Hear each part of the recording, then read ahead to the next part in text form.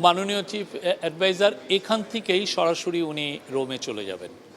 তো আমাদের সাথে যেই দলটা এসছে তাদের বেশিরভাগ মেম্বারই দেশে ফিরে যাবেন, আর ওনার সাথে খুবই একটা ছোট একটা দল 10 জনের মতো তারা এই পোপের ফুনারালে অ্যাটেন্ড করার জন্য যাবেন।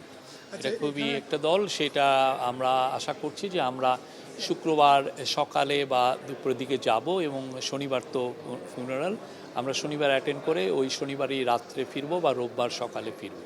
এটা ওইখানে উনি পুরোপুরি ওখানে যাচ্ছেন।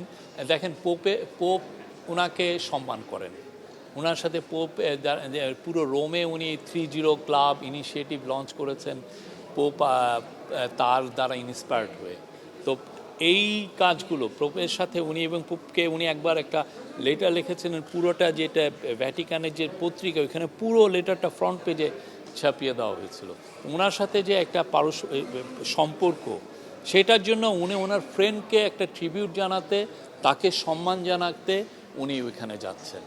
এখানে অন্য কোনো ইয়ে নাই, ওইখানে একটাই ওনাকে। আর পোপ তো আপনি জানেন উনি ক্যাথলিকদের প্রধান। উনি মারা যাওয়ার পরে দেখেন সমস্ত ধর্মের মানুষ তার মৃত্যুতে শোক জানিয়েছেন।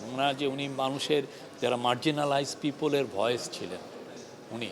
তো এই জন্য বাংলাদেশে আসছিলেন 2017 সালে, আপনাদের মনে আছে উনি রোহিঙ্গাদের জন্য কত বড় একটা বিশাল ওদের হয়ে ডাক দিয়েছিলেন যে ওদের পাশে যেন পৃথিবী দাঁড়ায়, এই কথা বলেছিলেন। তো এটা তো ওনার যে অ্যাপিল, ওনার যে পুরো পৃথিবীতে ওনার যে স্ট্যাটাস, সেই জন্য প্লাস প্রফেসর ইউনূসের সাথে ওনার একটা পার্সোনাল সম্পর্ক আছে। তো সেই জন্য উনি যাচ্ছেন ওনার last to pay his last tribute.